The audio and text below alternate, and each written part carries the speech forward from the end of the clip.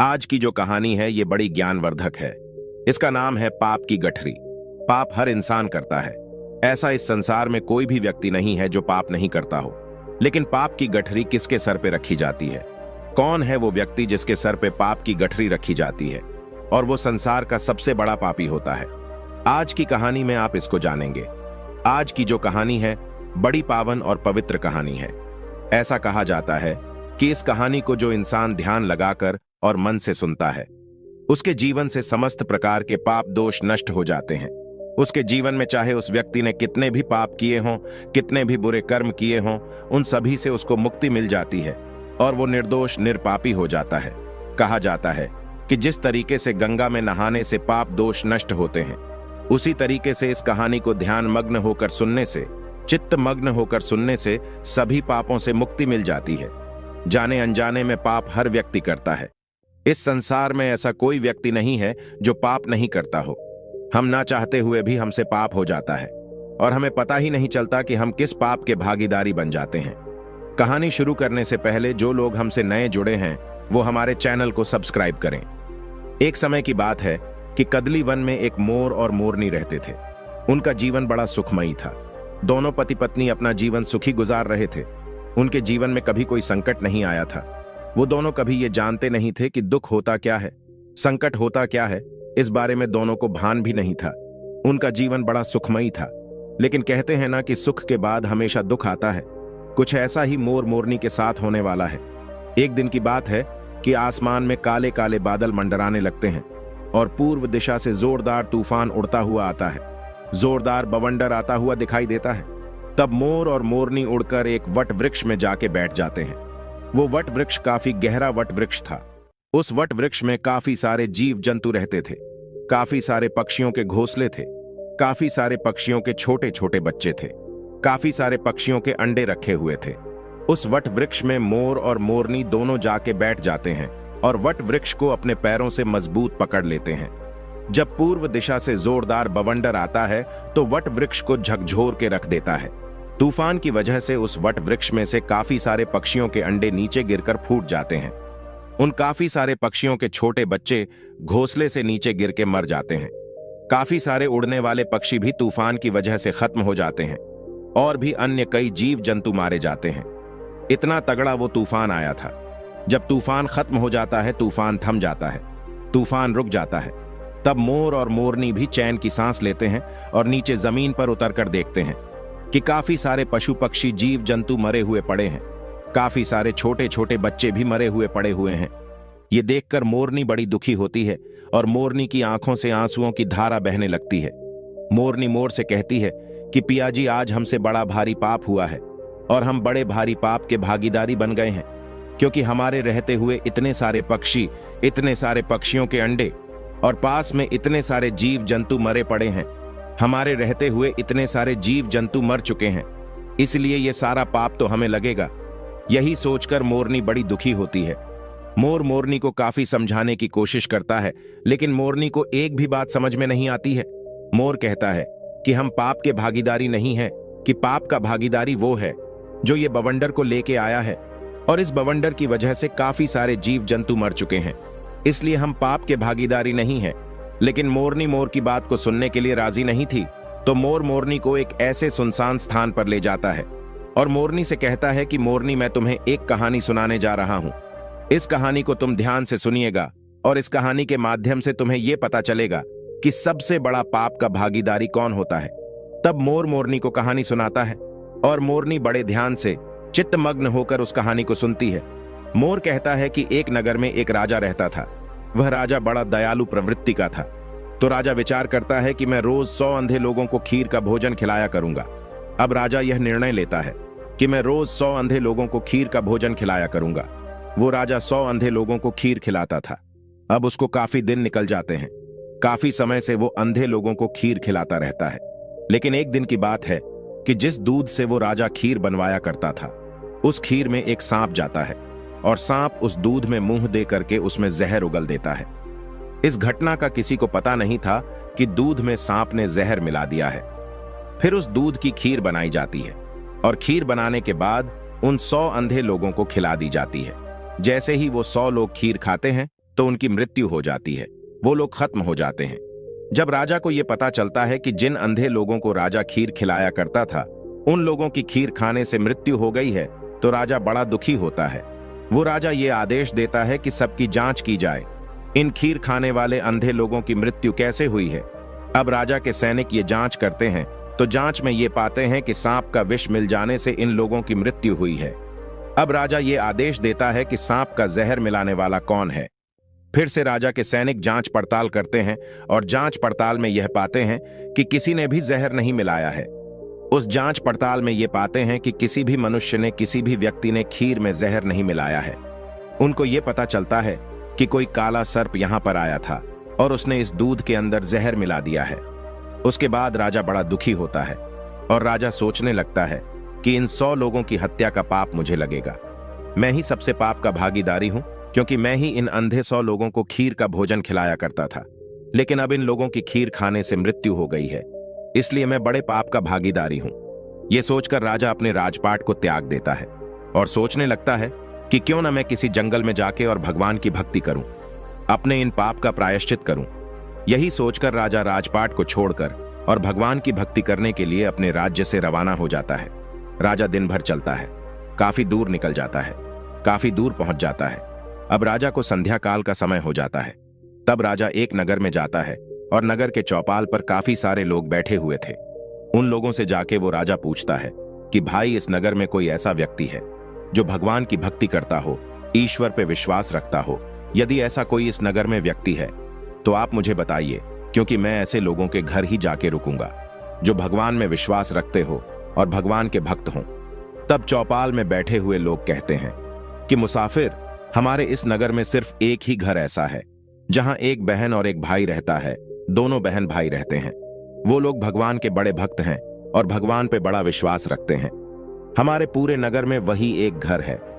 चौपाल में बैठने वाले लोग उस राजा को उन बहन भाइयों के मकान का पता बता देते हैं और वो राजा उनके घर भी चला जाता है और उन बहन भाई के घर पे जाके वो राजा रात्रि ठहरने का निवेदन करता है। दोनों बहन भाई राजा से कहते हैं कि मुसाफिर, हम भी भगवान के भक्त हैं, आप भी भगवान के भक्त हो, बिल्कुल आप हमारे घर रुक सकते हैं। वो राजा दोनों बहन भाई के घर वहां पे रुक जाता है। जब सुबह का वक्त होता है तो राजा अपने बिस्तर से खड़ा होता है तो राजा देखता है कि उस घर में रहने वाली जो बहन थी वो भगवान के मंदिर में बैठी हुई है और ध्यान मग्न है। उस लड़की का रोज का ही नियम था कि सूर्य उदय होने से पहले वो अपनी पाठ पूजा संपन्न कर लेती थी और जल्दी भोजन बना के अपने भैया को खिलाकर और काम करने के लिए भेज देती थी। लेकिन उस दिन वो लड़की काफी समय तक ध्यान में मग्न थी। वो लड़की अपनी ध्यान साधना तोड़ने का नाम नहीं ले रही थी। काफी समय निकल जाता है, सूर्य सर पे आ जाता है, तब वो लड़की अपनी पूजा से उठती है। जैसे वो लड़की पूजा से उठती है तो उसका भाई उससे कहता है कि बहना, आज तुमने पूजा में बड़ा टाइम लगा दिया है, मुझे काम पे जाना था, मैं भी काम पे नहीं जा पाया और हमारे घर पे ये मुसाफिर है, ये भी भोजन करके कहीं दूर जाते, लेकिन तुमने अपनी पूजा पाठ में बहुत समय लगा दिया है। वो लड़की अपने भाई से कहती हैं कि भैया, मैं धर्मराज के दरबार में थी और धर्मराज किसी ऐसे व्यक्ति का फैसला करने वाले थे, उस फैसले को सुनने के लिए मैं काफी लेट हो गई। तब उस लड़की का भाई कहता है कि ऐसा क्या देख लिया तुमने धर्मराज के दरबार में जिसके कारण तुम इतनी लेट हो गई? तब वो लड़की कहती कि भैया, एक नगर का राजा 100 अंधे लोगों को खीर खिलाया करता था और वो खीर बनाने वाले दूध में एक दिन एक काले सांप ने जहर मिला दिया, विष मिला दिया, और जब उस दूध की खीर बनी और उन 100 अंधे लोगों ने उस खीर को ग्रहण किया तो उन सब अंधे लोगों की मृत्यु हो गई। अब धर्मराज ये फैसला करने वाले थे कि पाप का भागीदारी कौन है, वो राजा है या वो नाग जिसने दूध में विष मिला दिया था, या फिर वो लोग हैं जो रसोई में काम कर रहे थे, जिन्होंने दूध को उघाड़ा छोड़ दिया था, दूध पे ढक्कन नहीं रखा था। अब इन 3 लोग का धर्मराज फैसला करने वाले थे कि पाप का भागीदारी कौन है। तीनों ही बराबर के दोषी हैं, तो पाप का भागीदारी आखिर कौन है, राजा है या सांप है या रसोइया? इसी फैसले को सुनने के कारण मैं लेट हो गई थी। उस लड़की की इस बात को वो राजा भी सुन रहा था। जब राजा ने इस बात को सुना तो राजा अपनी बात को सुनकर और बड़ा चकित होता है। राजा सोचने लगता है कि ये सारी घटना मेरी है। तब राजा इस बात को और जानने का इच्छुक होता है और वो राजा उस लड़की के पास जाता है और उस लड़की से कहता है कि बेटा, क्या फैसला हुआ? आखिर कौन है पाप का भागीदारी? राजा इस बात को उस लड़की से पूछता है तो लड़की कहती है कि आज कोई फैसला नहीं हो पाया है, फैसला कल होगा। कल इसका फैसला होगा कि पाप का भागीदारी कौन है। अब राजा उन दोनों बहन भाइयों से कहता है, क्या मैं एक दिन और आपके घर रुक सकता हूं? इस बात को सुनकर दोनों बहन भाई हंसी खुशी उसको रुकने के लिए कहते हैं कि मुसाफिर, आप हमारे मेहमान हैं, आप जितने दिन चाहे उतने दिन हमारे घर में रुक सकते हैं। वो राजा इसलिए रुकता है कि दूसरे दिन वो जानना चाहता था कि फैसला क्या आता है, कौन है पाप का भागीदारी, राजा है या सांप है या रसोइया है। इसी बात को जानने के इच्छुक राजा दोनों बहन भाइयों के घर भी रुक जाता है। उधर चौपाल पे रहने वाले जो लोग थे, चौपाल पे बैठने वाले जो लोग थे, वो लोग बातें करते हैं और वो लोग कहते हैं कि कल जो मुसाफिर इन दोनों बहन भाई के घर पे आया था, ये मुसाफिर कुछ ठीक नहीं लगता है सुंदर लड़की को देखकर, और ये मुसाफिर यहाँ पे ठहर गया है। कल तो ये मुसाफिर कह रहा था कि एक रात रुकेगा, लेकिन ये अब दूसरी रात भी अभी रुकना है। लगता है ये मुसाफिर इस लड़की को लेके जाएगा, लगता है ये मुसाफिर इस लड़की की इज्जत लेके जाएगा, लगता है ये मुसाफिर इस लड़की को लेके भाग जाएगा। इस तरह की बातें चौपाल पे बैठने वाले लोग करते हैं। चौपाल पे बैठने वाले लोगों की इन बातों को वो राजा भी सुन लेता है, लेकिन राजा उनको कोई जवाब नहीं देता है। राजा बिल्कुल मौन रहता है कि राजा को सिर्फ यही जानना था कि पाप का भागीदारी कौन है। जैसे ही दूसरा दिन होता है, वो लड़की ब्रह्म मुहूर्त में ही पूजा में बैठ जाती है और ध्यान में मग्न होकर ध्यान करती रहती है। लेकिन उस दिन वो लड़की बड़ी जल्दी अपनी पूजा से उठ जाती है। जैसे ही वो लड़की अपनी पूजा से उठती है तो वो राजा उस लड़की के पास जाता है और कहता है कि बेटा, क्या फैसला हुआ, कौन है पाप का भागीदारी, राजा है या सांप है या रसोइया है? जब वो लड़की कहती है कि मुसाफिर, तीनों में से कोई पाप का भागीदारी नहीं है, पाप का भागीदारी तो वो लोग हैं जो चौपाल में बैठ करके बात कर रहे हैं। वो लड़की कहती है कि मुसाफिर, धर्मराज के दरबार में आज ये फैसला हुआ है कि सबसे पहले जो पाप के भागीदारी था वो सांप था, लेकिन सांप अपनी भूख शांत करने के लिए उसने दूध में मुख दिया था और दूध पीने के बाद वो वहां से चला गया। अब इसमें सांप का कोई दोष नहीं था, क्योंकि भूखे को भोजन बहुत जरूरी होता है, इसलिए सांप का कोई दोष नहीं था, तो सांप का पाप माफ कर दिया जाता है। उसके बाद नंबर आता है राजा का, क्योंकि राजा ही खीर बनवाया करता था, इसलिए दूसरा नंबर राजा का आता है। लेकिन राजा भी स्वयं अपने हाथों से काम नहीं कर रहा था, राजा भी दूसरे लोगों को पैसे देकर उस कार्य को करवाता था। परमार्थ का काम राजा कर रहा था, इसलिए राजा को भी निर्दोष घोषित किया गया है। राजा भी पाप का भागीदारी नहीं है। तीसरा नंबर आता है रसोइयों का। रसोइयों को भी पाप का भागीदारी नहीं बनाया गया है। फिर से राजा पूछता है, तो फिर पाप का भागीदारी बना कौन? लड़की कहती है कि सबसे बड़ी पाप के भागीदारी वो लोग हैं जो चौपाल पर बैठकर और उस राजा की निंदा कर रहे हैं, उस राजा को खरी खोटी सुना रहे हैं, भला बुरा कह रहे हैं, अपने घर का अनाज खाकर दूसरे की निंदा कर रहे हैं। वो लोग सबसे बड़े पाप के भागीदारी हैं। जो चौपाल में बैठकर वो लोग उस मुसाफिर के बारे में कह रहे थे कि मुसाफिर सुंदर लड़की को देखकर और इस घर में रुक गया है और इस लड़की को लेके भागेगा, इस लड़की की इज्जत लेके जाएगा, उन लोगों को सबसे बड़ा पाप का भागीदारी बताया गया है। मोर मोरनी से इस बात को कह रहा है और मोरनी बड़े ध्यान से सुन रही है। मोर मोरनी से कहता है कि मोरनी, सबसे बड़े पाप के भागीदारी वो लोग होते हैं जो एक दूसरे की निंदा करते हैं, वही होते हैं सबसे बड़े पाप के भागीदारी। उन लोगों के सर पे पाप की गठरी को रखी जाती है जो लोग एक दूसरे की निंदा करते हैं। उन लोगों के सर पे पाप का बोझा धरा जाता है जो लोग एक दूसरे की तेरी मेरी करते हैं। मोरनी के मोर की ये बात समझ में आ जाती है और मोरनी अपने दिल को संतुष्ट करती है। मोरनी सोचने लगती है कि अब हम पाप के भागीदारी नहीं हैं, पाप के भागीदार तो वो हैं जो निंदा करते हैं। अब मोरनी अपने दिल को संतुष्ट कर लेती है। मोर मोरनी से कहता है कि प्रिय, कि संसार में जो इंसान सुखी रहना चाहता है वो कभी भी किसी की निंदा ना करे। जो लोग निंदा करते हैं वो पाप के भागीदारी हो जाते हैं। उन लोगों के पाप के भागीदारी वो लोग बन जाते हैं जो निंदा करते हैं।